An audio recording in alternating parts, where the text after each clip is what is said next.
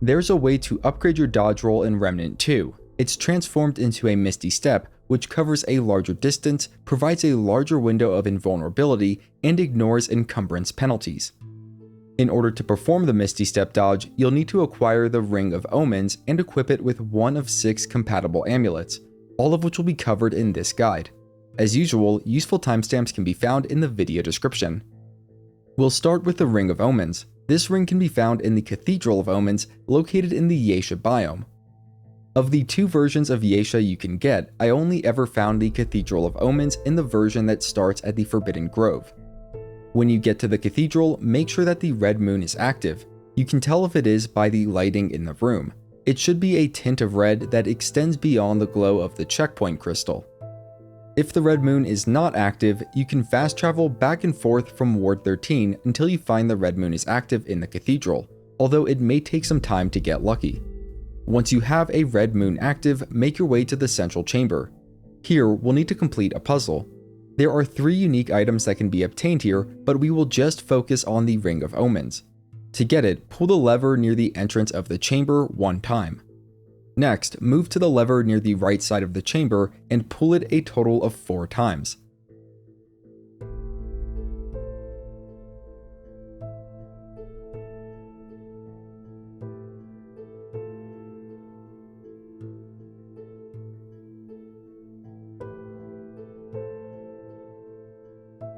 This will cause the door behind us to open.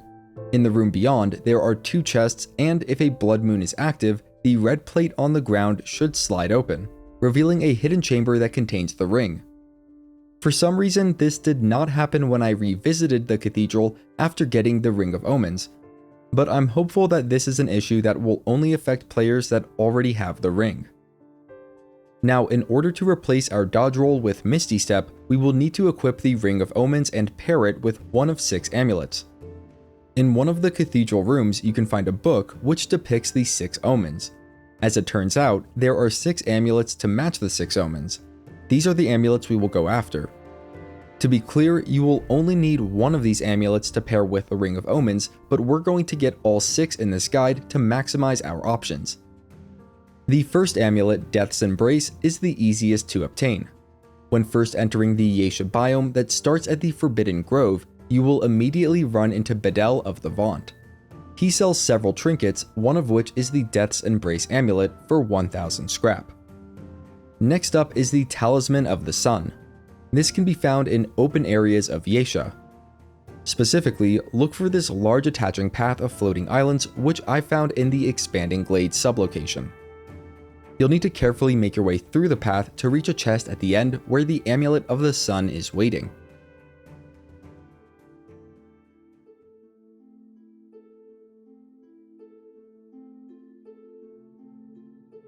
The third amulet is the Full Moon Circlet, and this one is only found in the Imperial Gardens sublocation of Yeisha.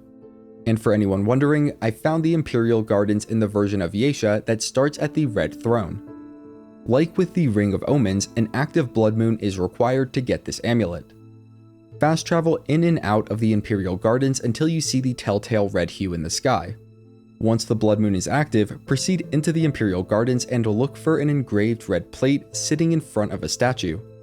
When approached during a blood moon, the plate will slide out of the way, revealing a hidden chamber where the Full Moon Circlet is kept. Next, we'll get the Necklace of Flowing Life. It can be found in tomb-like dungeons on Yeisha, such as the Lament or the Chimney, which is where I found it. In either of these dungeons, look for this specific rectangular room. It contains an illusory wall that hides a large area where the Necklace of Flowing Life is found. Due to the nature of procedural generation, this area will not always be located within either the Lament or the Chimney dungeons, and it won't always attach to the main dungeon path in the same spot. Arriving at the small rectangular room, you should see a lootable sarcophagus, and behind it is an illusory wall. Proceed through the wall and start wading your way through the water. Be wary of the dart traps as you move through, as they result in instant death if hit. Some of the traps can be activated and put into a cooldown period before going across, while others will be activated as you are almost out of the danger window.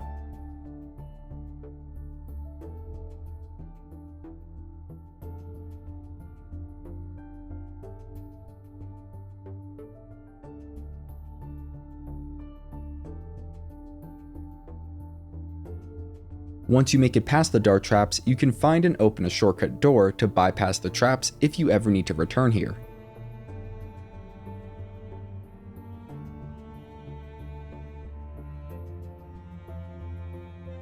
After opening the door, we'll turn back around and make our way to the first of 2 unique items, the Tomb Dweller's Ring. Just be sure to watch your step as there are a few jumps along the way.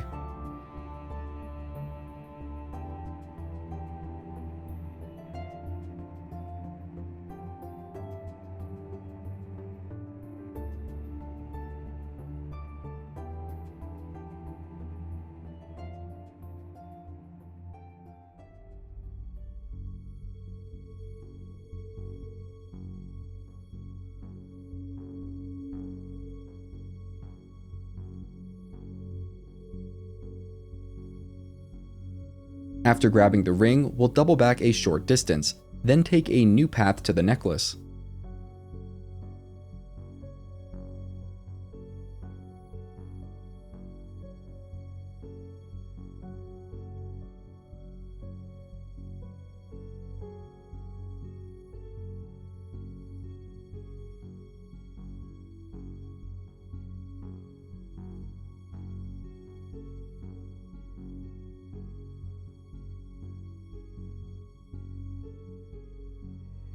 At the end of the path, we'll drop down to a sarcophagus that should contain the Necklace of Flowing Life.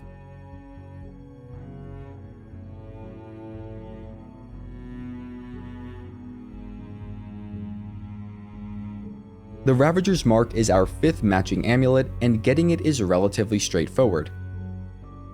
At the end of the Yeisha biome that begins with the Forbidden Grove, a choice will be given to either fight the Ravager or kill the doe. In order to get the Ravager's Mark, the doe will need to be killed.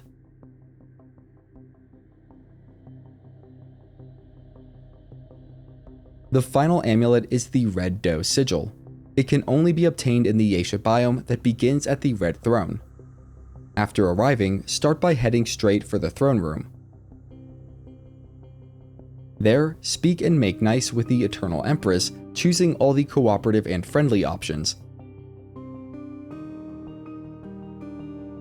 Finish the conversation by picking the "Kill the Beast, what could be easier" option. After doing that, we'll need to progress through most of the main path in this biome up until reaching the Widow's Court sublocation. Once there, we'll take advantage of a somewhat hidden path to gather up the necessary quest items.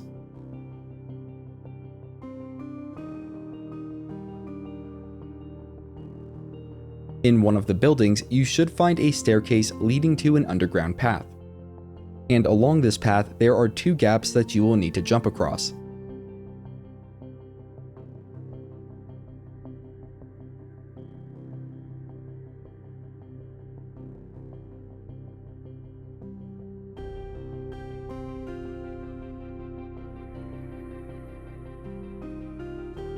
The first quest item you should find is the Tarnished Key.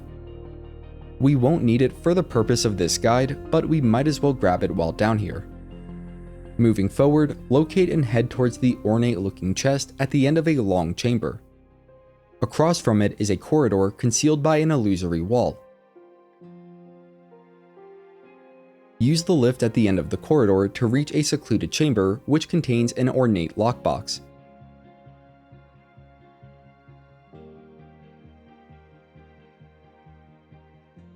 Next, we're going to grab the matching key, but do not open the lockbox as it will need to stay closed in order to get the Red Doe Sigil. Carefully vault over the left side of the balcony to land on a raised area, then drop down to the ground level of the courtyard. I'm not sure if it always appears in the same location, but you should be able to find the ornate key on a guard somewhere in this general vicinity. To finally get the Red Doe Sigil, return to the Red Throne and speak with the Eternal Empress. Select the "I have some questions" option, followed by "I think this might belong to you, give lockbox." After a bit more back and forth, you will be rewarded with the Red Doe Sigil. Out of these 6 amulets, Death's Embrace, Circlet of the Full Moon, and Necklace of Flowing Life are my 3 favorites, though each of the 6 can be useful under the right circumstance. Now let's talk briefly about making the Misty Step viable for play. You may have noticed that in combat, the Misty Step dodge consumes red health, turning it to gray health, rather than using stamina. This could be seen as a drawback, but don't let it deter you. With the right items, the Misty Step dodge can serve as the core of a powerful build. Personally, I like to pair it with the heaviest armor possible since encumbrance is not an issue. The Leto Mark I set is very good, but I'm not exactly sure how it's obtained. Most accounts, including my own, suggest that the set can be purchased after completing the campaign on any difficulty. It should be available for purchase in Ward 13 from Whispers, the armor merchant. Next, I then combine the Shielded Heart Relic with the Reserve Boosting Gem and Generating Band for a potent combination of shields and healing. Finally, the Dreadfont Ring provides some much needed passive conversion of gray health back to red health. To top it off, I like to use the Nightfall Long Gun. Its unique mod puts out very good damage and is a great way to recuperate health lost as a result of dodging.